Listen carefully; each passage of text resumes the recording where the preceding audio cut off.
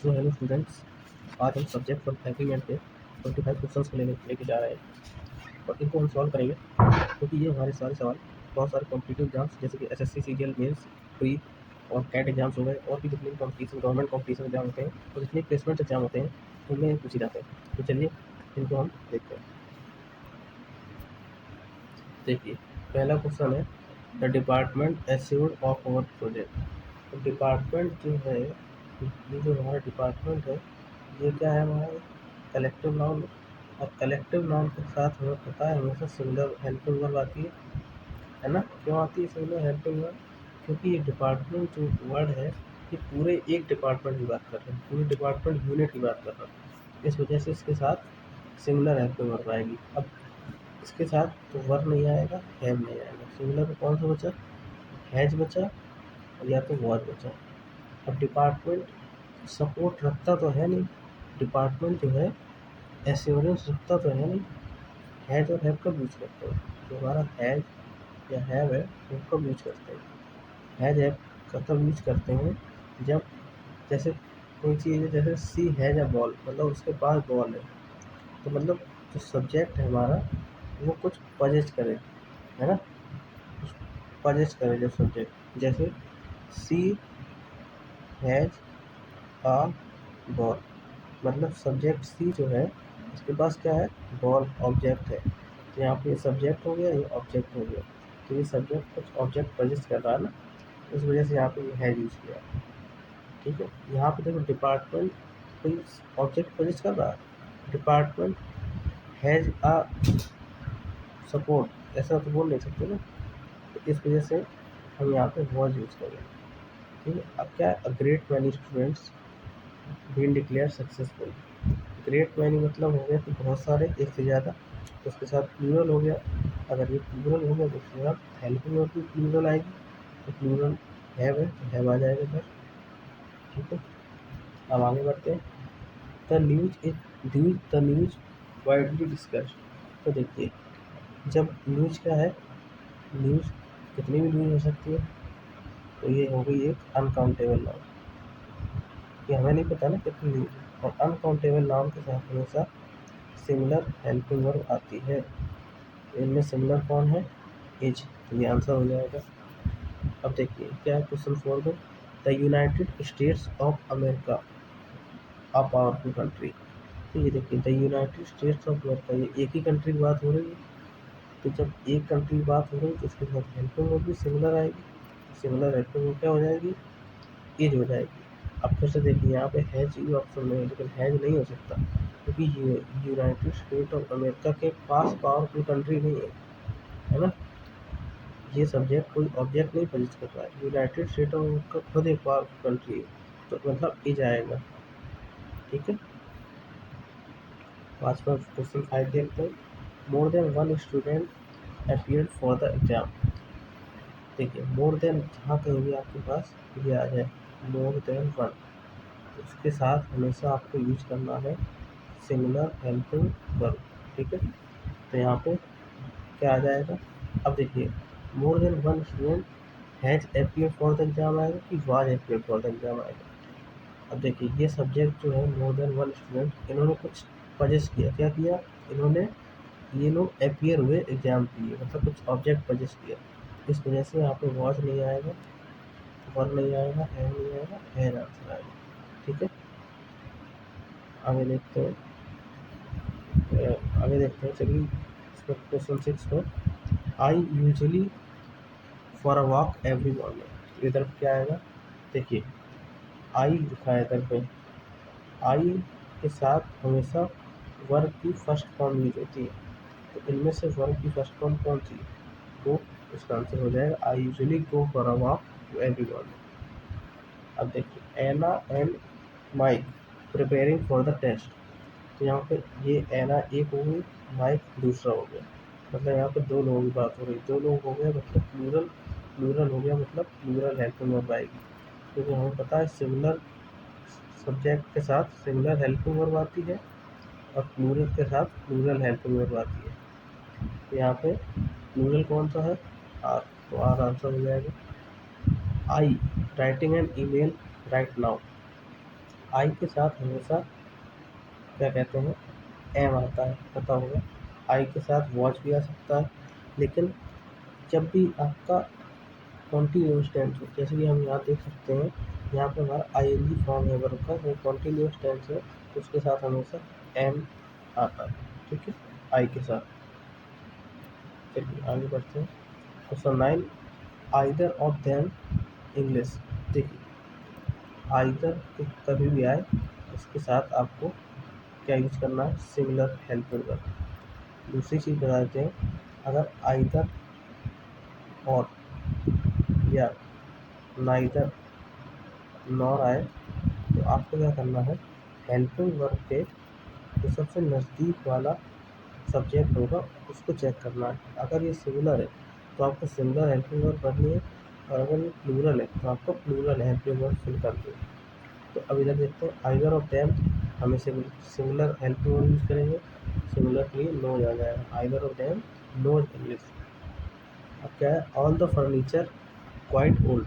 अब फर्नीचर क्या है, कितने ही फर्नीचर हो सकते हैं, ये हो गया हमारा अनकाउंटेबल नाउन। अनकाउंटेबल नाउन के साथ हमेशा पहले बताया था सिमिलर हेल्पिंग वर्ब, सिमिलर कौन सी हो जाएगी, looks. All the furniture looks quite old. Question 11, Ram as well as his brothers. तो जब कहीं भी एज वेल एज आ जाए आपके सेंटेंस में, तो ये आपके सेंटेंस को प्लूरल नहीं बनाता। पहली बार ध्यान रखिएगा, आपको ये सुन के लगेगा कि Ram as well as his brother, मतलब ये प्लूरल सेंटेंस है, लेकिन ये प्लूरल नहीं है। जहाँ कहीं भी एज वेल एज आ जाता है तो हम जो सब्जेक्ट है, जैसे कि जो राम है, इसको देखते हैं। अगर ये सिमिलर है हमारा सब्जेक्ट तो हम सिमिलर हेल्पिंग वर्ब करेंगे, और अगर हमारा ये प्लूरल है तो प्लूरल हेल्पिंग वर्ब फिल करेंगे। तो जो हमारा राम है वो हमारा सिमिलर है तो सिमिलर हेल्पिंग वर्ब आएगी।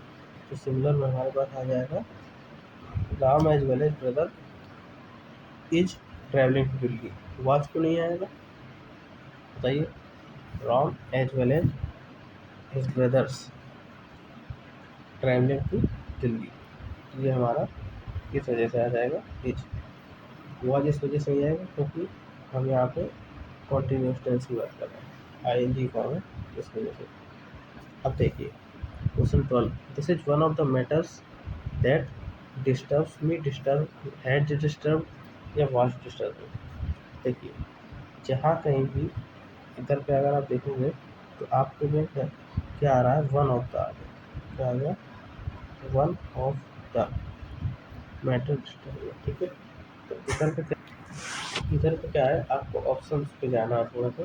देखिए, जो ये वर्ब है, सबसे पहले देखिए हर एक ऑप्शन में एक कॉमन वर्ब है डिस्टर्ब। तो जो ये डिस्टर्ब वर्ब है, ये आपके इससे जो वन ऑफ द वाले मैटर्स है इससे रिलेट कर रही है। तो ये मैटर्स हमारा क्या है, प्लूरल वर्ब है, तो इधर पे भी क्या आएगा, प्लूरल आएगा। तो इनमें से प्लूरल कौन सा है, डिस्टर्ब, डिस्टर्ब, हैड डिस्टर्ब और व्हाट डिस्टर्ब है। तो इधर पे आएगा डिस्टर्ब आंसर, क्योंकि ये प्लूरल।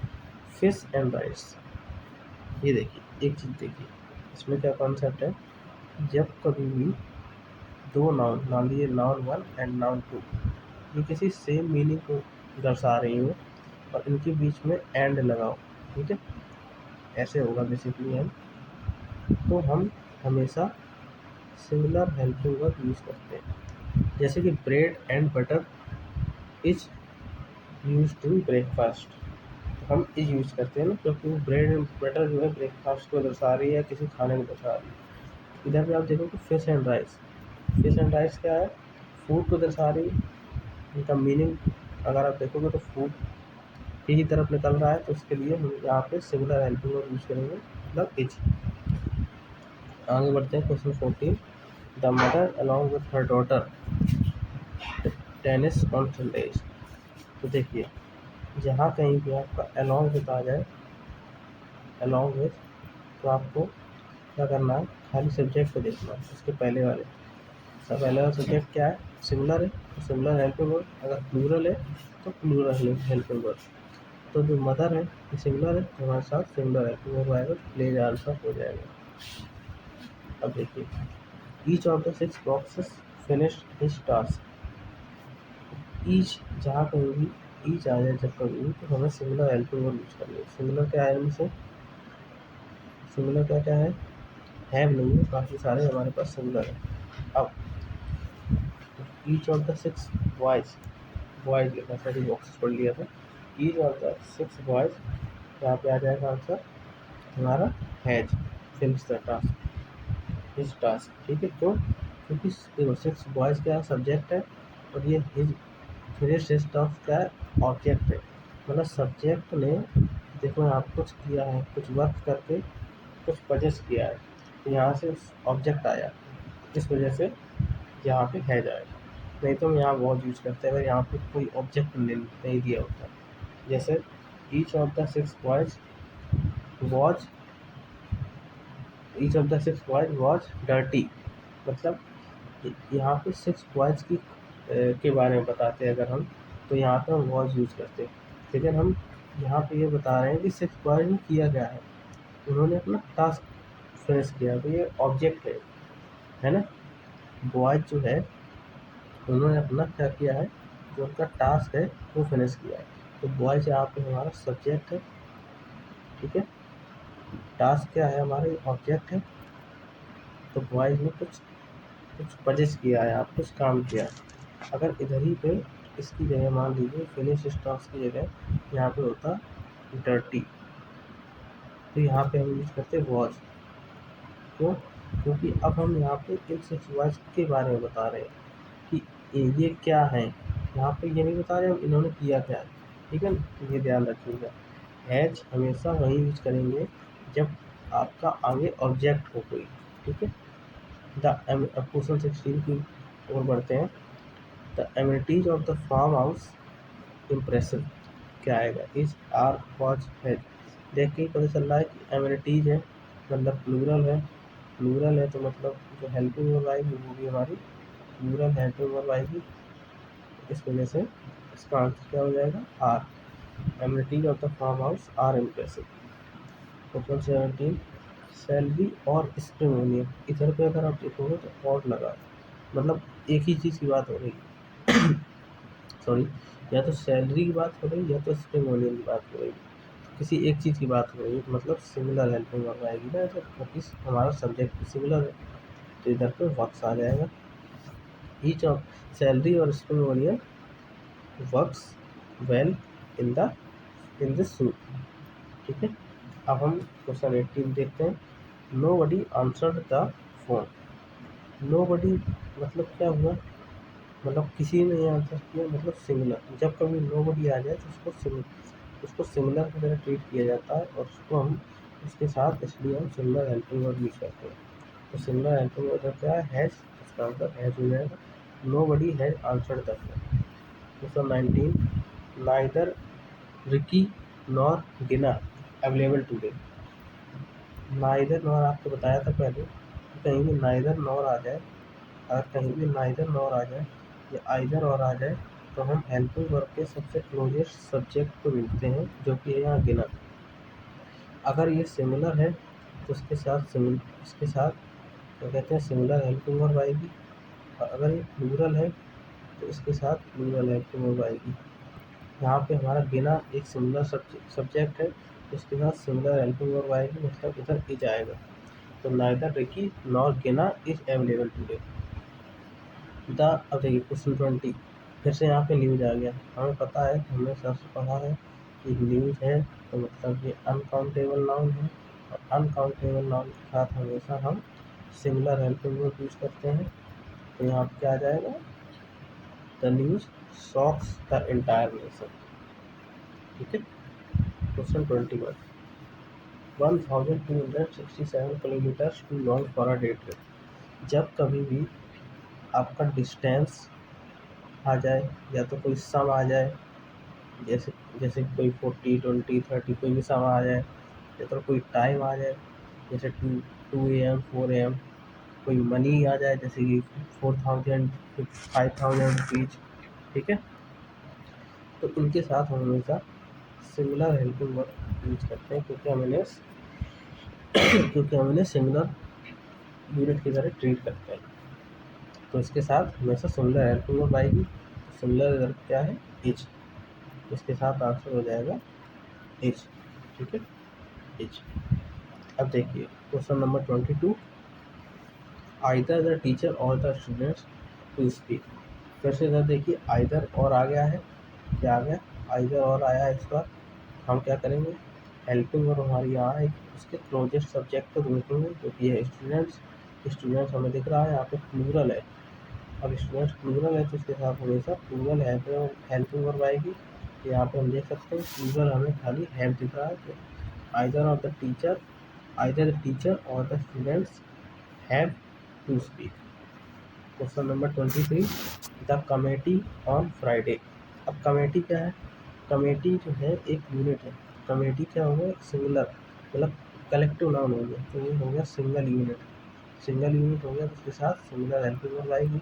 सिंगुलर क्या है, डिसाइड्स, तो committee decides on Friday. Question number 24, few of the applicants qualified.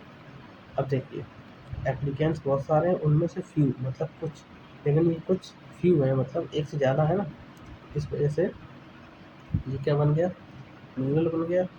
अब हमें पता है, सर ने पढ़ाया है कि प्लूरल के साथ प्लूरल हेल्पिंग वर्ब आता है, तो हम इधर पे वर यूज कर लेंगे।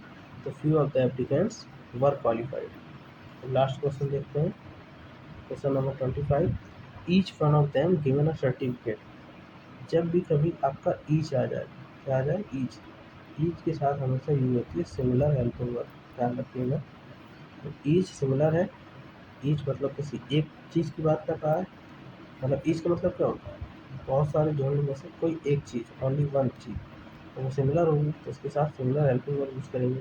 इनमें सिमिलर क्या है, वॉज है और हैज है। अब फिर से देखिएगा, each one of them has was given a certificate या हैज गिवन अ सर्टिफिकेट, बताइए क्या होगा। Each one of them given a certificate मतलब इनको कुछ दिया गया है, तो इधर पे वॉज आएगा। ठीक है, each of them was given certificate. Has क्यों नहीं आएगा, क्योंकि इन्होंने कुछ नहीं करा है। अगर इन्होंने मतलब जैसा, अगर इधर पे ऐसा होता कि ईच वन ऑफ देम, जैसे मान लो each one of them has played football, अगर इन्होंने कुछ किया होता तो हम यहाँ पे हैज़ लाते। ये हमारा ऑब्जेक्ट नहीं है, ये हमारा क्या है, एक फ्रेज है, कह सकते हो। वैसे इतना समझने की जरूरत नहीं है, आप सीधे ये समझो, ये सब्जेक्ट है, ये ऑब्जेक्ट है। अगर हेल्पिंग वर्ब के आगे ऑब्जेक्ट प्रेजेंट है तो हम यहाँ पे हैज वाला यूज़ करेंगे। अगर इधर ऑब्जेक्ट प्रेजेंट नहीं है तो हम यहाँ पे वॉज यूज़ करेंगे। सिंपल और सबसे आसान। और ईच वन ऑफ देम है, यहाँ पे इन्होंने कुछ करा नहीं है, इनको इनकी खासियत बताई गई है, देखो इन्होंने कुछ करा नहीं है। Each one of them given a certificate, इन्होंने सर्टिफिकेट कर दिया ना, इन्होंने कुछ करा नहीं है, तो इधर पे क्या आ जाएगा, वॉज आ जाएगा। कि मतलब ये है कि इनको सर्टिफिकेट दिया गया है। ठीक है ना, तो इस तरीके से ये 25 क्वेश्चन हो गए।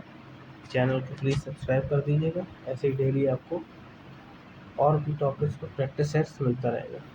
तो अब हम अलग अलग टॉपिक जैसे कि idioms, synonym, antonyms, error detection, spot the errors, aptitude, quantitative aptitude, quants reasoning, quants reasoning हो गया, नॉन वर्बल, वर्बल रीजनिंग, सब चीज़ों में ऐसे ही MCQ लाएंगे। 25 क्वेश्चंस का सेट होगा और हम लोग साथ में सॉल्व करेंगे। चलिए, थैंक यू, सब्सक्राइब करिए, थैंक यू।